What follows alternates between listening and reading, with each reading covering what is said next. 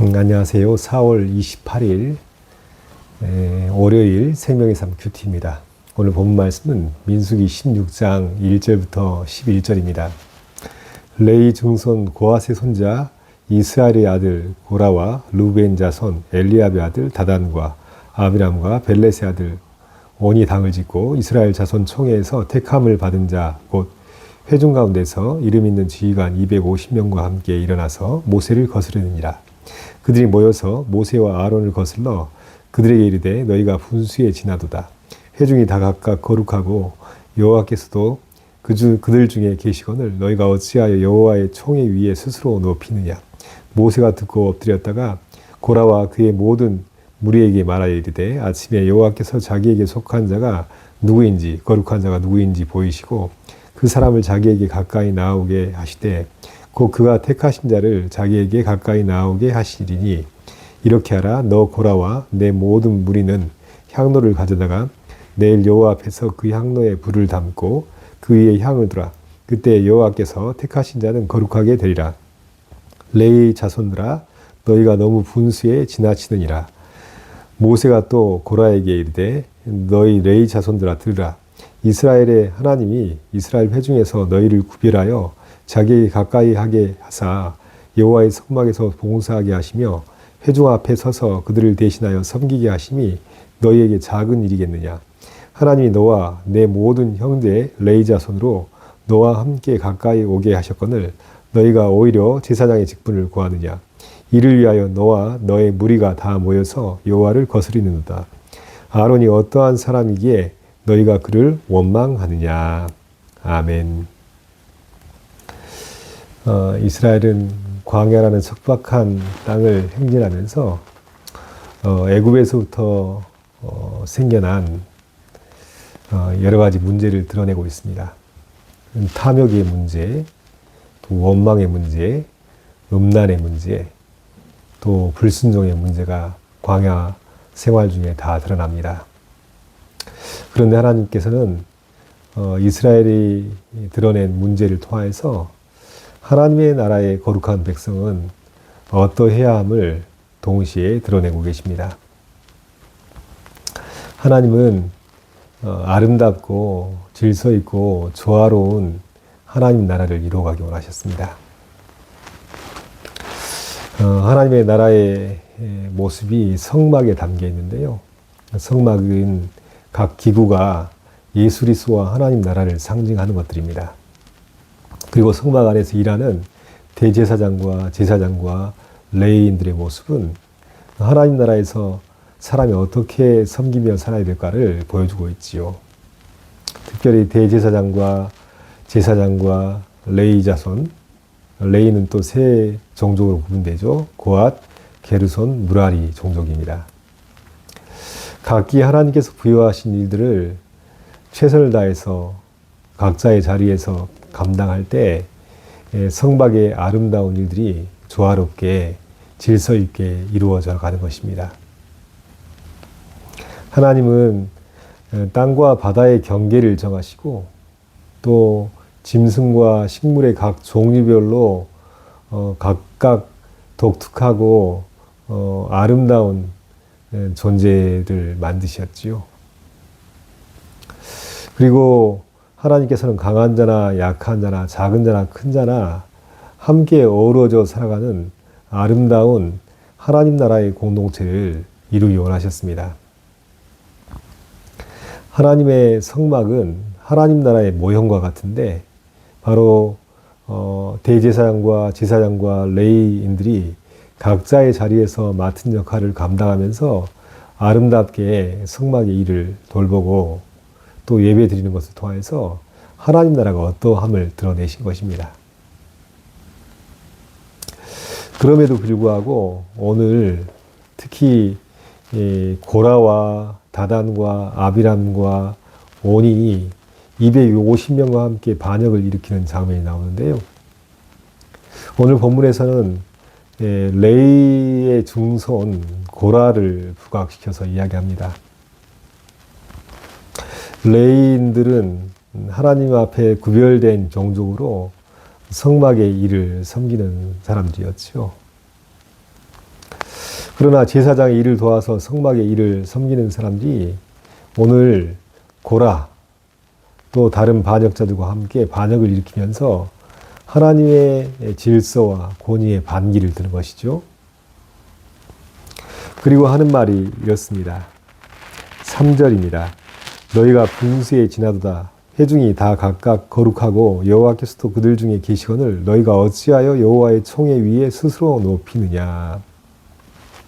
이 반역한 사람들이 모세와 아론을 향해서 하는 말입니다. 너희가 어찌 스스로를 회중 중에 높이느냐. 너희가 분수에 지나도다. 이 반역자들이 모세와 아론을 향해서 이야기하지만 실은 하나님께서 모세와 아론을 세우셨고 그들을 권위자로 세우시면서 이스라엘 백성들을 질서 있게 이끌어가기 원하셨던 것이죠. 누가 반역하고 있습니까? 고라와 함께 반역하는 사람들입니다.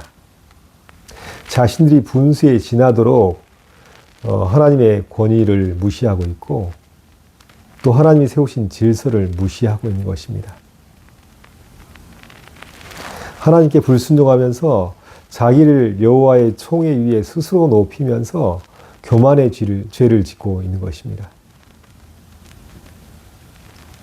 자신들이 반역하면서 모세와 아론에게 했던 말은 오히려 자기 자신들이 어떠함을 신랄하게 드러내는 말이지요. 생각해 보았습니다. 왜 고라와 또 반역자들은 반역을 했을까? 그것은 하나님께서 자기에게 부여하신 사명, 또 자기에게 맡기신 자리를 하찮게 여기는 마음이 컸던 것입니다. 고아 자손, 레인 중에 고아 자손은 특히 언약궤를 어깨에 매는 일이라든가 성막의 기구를 옮기는 일을 합니다. 이들은 제사장과 함께 제사장을 도와서 언약궤를 메고 성막의 기구를 옮기는 일들을 하면서 하나님께서 불러주시고 하나님께서 구별하여서 성막 일을 하는 것, 이것을 소중하게 여기면서 아주 기쁨으로 감사함으로 잘 감당해야 했습니다. 그러나 어느 순간 제사장과 하는 일을 비교하여서 자신들이 하는 일이 허드렛 일처럼 느껴지고 작은 일로 여겨졌던 것입니다. 그리고 제사장의 자리와 지위를 탐내는 것이죠. 본래 하나님 나라의 거룩한 일로 부름받았다면 고상하고 거룩하고 아름다운 일을 하기보다는 허드렛 일을 감당하기가 쉽습니다. 일상 현장이 그렇습니다. 고귀한 엄마의 사랑이 있는데 그 고귀한 사랑이 엄마의 사랑이 어떻게 완성됩니까? 아이의 똥기저귀를 갈아주고 청소하고 빨래하고 요리하여서 아이를 먹이고 설거지하고 하는 일상의 허드렛 일로 그것이 쌓이고 쌓여서 생명이 자라가고 엄마의 고귀한 사랑이 완성되는 거 아니겠습니까? 마찬가지입니다. 하나님께서는 레위인들을 부르시고 성전의 일들을 감당하시면서 그것이 작게 하찮게 여겨지는 일일지라도 최선을 다해서 감당할 때 성막 안에서 하나님께 온전한 예배가 이루어지고 또 그들이 하는 일이 크게는 하나님 나라에 귀하게 쓰임받는 일이 되어서 하나님의 거룩한 나라가 이루어져 가는 것입니다. 그럼에도 불구하고 자신을 불러서 성막에서 봉사하게 하신 하나님의 부르심에 대해서 하찮게 여기고 작게 여기면서 그 가치를 폄하시키고 스스로를 만족하지 못하고 자족하지 못하고 제사장과 비교해서 제사장의 자리를 탐내고 있는 것, 이것은 하나님을 반역하는 것이고 하나님의 부르심에 불순종하는 것입니다. 큰 죄를 지고 있는 것입니다. 우리는 오늘 고라와 반역자들의 모습을 통해서 다시 한번 우리가 어떤 모습으로 하나님 앞에 서야 될지에 대해서 생각해 볼 수 있습니다. 하나님은 세상에 단 하나뿐인 독특하고 소중한 존재로 나 자신을 창조하셨습니다.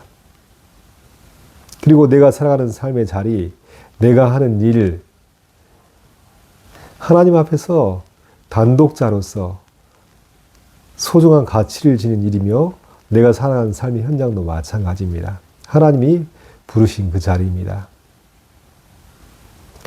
그러나 하나님께서 허락하신 이 자리에서 감사와 찬송과 만족을 느끼며 하나님 안에서 살지 못하면 다른 사람과 자꾸 비교하면서 자신의 초라함을 이야기하고 낙심하고 또 적극적으로는 반란의 자리까지 나가서 하나님을 거역하는 죄를 짓게 합니다. 저 신학대학원에서 함께 공부하였던 동료 목회자들이 있는데요. 어떤 일부 목회자들은 대형교회에서 아주 아름답고 화려한 모습으로 목회를 하고 있습니다. 그러나 상대적으로 나의 초라함과 작은 모습을 생각하면 낙담되어지고 또 이것이 뭔가라는 생각을 할 때가 있습니다. 그러나 우리의 믿음의 삶은 마치 육상 경기에서 자기에게 정해진 레인을 다른 레인을 침범하지 않고 계속해서 달려가는 것과 같습니다. 육상 경기는 서로 비교하여서 빨리 달리려고 노력하지만 하나님 안에서 믿음의 경주로 하는 것은 자기 레인을 비교하지 않고 묵묵히 최선을 다해서 달려가는 것과 같습니다. 하나님은 최고를 원하는 것이 아니라 최선을 원하십니다. 세상은 최고를 알아주지만 하나님은 우리가 온전한 마음으로 최선을 다할 때 그것을 기뻐하시고 알아주십니다. 각자의 받은 달란트가 다르고 또 각자의 할 수 있는 역량이 다르지만 작은 역량을 가질지라도 최선을 다할 때 하나님은 기뻐하시고 그 삶을 받으시죠. 서서평 선교사님이 제가 살고 있는 광주에서 20년 동안 사역을 하셨습니다. 고아와 과부를 돌보는 사역을 하셨고 또 사람들에게 버림받는 한센병자를 돌보는 사역을 하셨습니다. 20년간 하나님의 마음으로 최선을 다해서 사역하셨습니다. 그리고 1934년 54세의 나이로 돌아가셨는데요.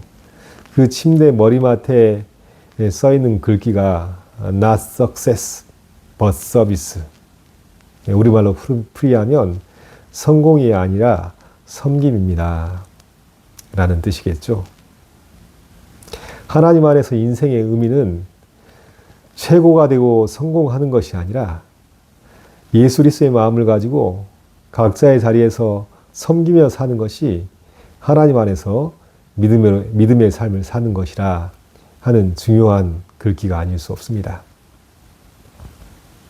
이 서서평 선교사님은 살아서는 약하고 소외된 자를 예수님의 마음으로 섬겼고 돌아가실 때도 자신의 시신을 의학용으로 기증하시면서 예수님처럼 자기의 모든 것을 우리나라를 위해서 내어주는 사랑을 보여주셨습니다.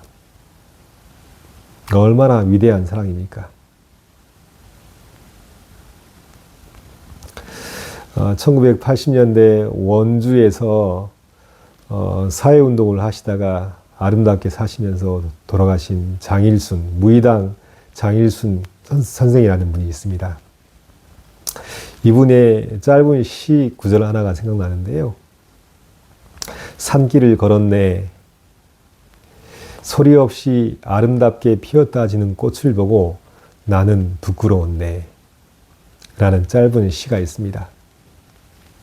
선생은 하루는 산길, 오솔길, 인적이 드문 길을 걷다가 그 길 한 구석에서 소리 없이 아름답게 피었다가 지는 꽃을 보고 자신을 보면서 부끄러웠다고 합니다. 왜일까요? 꽃은 사람들이 보든 보지 않든 그 자리를 지키면서 아름답게 꽃을 피웠습니다. 또 꽃과 함께 아름다운 향기도 뿜어내었습니다. 사람이 시선이 닿든 상관이 없이 아름답게 꽃을 피우고 향기를 바라다가 때가 되어서 꽃은 시들고 사라졌습니다. 자기의 소명을 다한 것이죠. 반면 인간의 모습은 어떻습니까? 계속 사람들에게 잘 보이려고 또 사람들에게 눈에 띄려고 몸부림치며 노력하지요. 또 자기의 본 모습과 다르게 끊임없이 자기를 치장하려고 하지요. 반면에 은밀한 곳에서는 다른 사람 모르게 죄를 지으면서 악취를 풍기기도 하지요. 한낱 미물에 불과한 들꽃을 보면서 자기 자신의 간악함을 보면서 스스로 부끄러워졌다는 선생의 짧은 시에 담긴 고백을 볼 수 있습니다. 대제사장과 제사장과 레위인들의 모습이 어떠함을 생각해 볼 때 약육강식의 논리가 지배하는 동물적인 삶이 아니라 마치 움직이는 식물과 같은 삶이라는 생각이 들었습니다. 하나님께서 정해주신 자리에서 하나님께서 정해주신 직분에 따라서 그 자리에서 최선을 다하여서 하나님을 섬기는 일을 하는 것, 이것이 대제사장과 제사장과 레위인의 모습 아니겠습니까? 그렇습니다. 하나님께서 기대하시는 것도 레위인들이 비록 허드렛 일처럼 보이지만 하나님의 성전에서 마치 들꽃이 사람들이 보든 보지 않든 꽃을 피워내고 향기를 품듯이 하나님은 레위인들이 주어진 성전의 자리에서 하나님을 경외하는 마음으로 최선을 다해서 믿음의 꽃을 피우고 믿음의 향기를 바라기 원하셨던 것입니다. 그러나 이것을 잃어버릴 때 하나님께 반역하고 하나님께서 세우신 권위에 불순종하고 그리고 하나님 앞에서 치명적인 죄를 짓고 심판을 당하게 되는 것입니다. 오늘 하루 나는 하나님께서 보내신 자리에서 하나님을 경외하는 믿음 가운데 살고 있습니다. 들꽃을 바라보면서 부끄러워했던 선생의 마음, 장일순 선생의 마음처럼 지금도 어디선가 사람이 보든 보지 않든 들꽃처럼 최선의 자리에서 최선을 다하면서 각자의 자리에서 믿음의 향기를 품고 살아가는 사람들이 있습니다.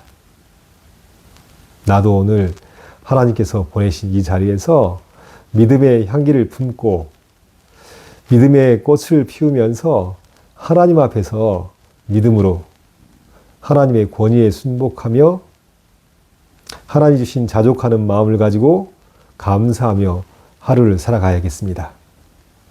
그러할 때 하나님이 기뻐 받으시고 하나님께 영광 돌리는 복된 삶이 내 삶 가운데 이루어질 것이고 그러한 삶을 통해서 거룩하고 선한 영향력이 가정 가운데, 일터 가운데 풍성하게 흘러가게 될 것입니다. 그렇게 하실 하나님을 기대하며 오늘도 믿음으로 승리하시기를 예수님의 이름으로 축복합니다. 기도하겠습니다. 하나님 아버지, 광야 이스라엘 백성들처럼 탐욕의 문제, 원망의 문제, 음란의 문제, 권위에 불순종한 문제가 내 삶 가운데도 있음을 고백합니다. 하나님의 권위 아래서 하나님의 말씀에 순종하지 아니할 때 애굽에서 살았던 습관이 올라와서 계속 문제가 발생하듯이 내 마음속에 담겨있는 옛사람의 습성이 있음을 하나님 앞에 고백합니다. 하나님 불쌍히 여겨주시고 다시금 하나님 말씀 앞에 철저하게 순종할 수 있는 믿음 주시고 하나님을 경외하는 믿음 가운데 사람의 시선이 아닌 하나님의 시선을 의식하며 언제나 어디서든지 들꽃처럼 꽃을 피우고 향기를 뿜어낼 수 있는 믿음의 삶을 살 수 있도록 역사해 주옵소서. 오늘 하루 소중하게 주신 이 자리에서 남들과 비교하는 것이 아니라 최선을 다해서 하나님을 경외하고 믿음으로 복되게 살 수 있도록 인도하실 줄 믿사옵고 이 모든 말씀 우리 주 예수 그리스도로 간절히 기도하옵나이다. 아멘.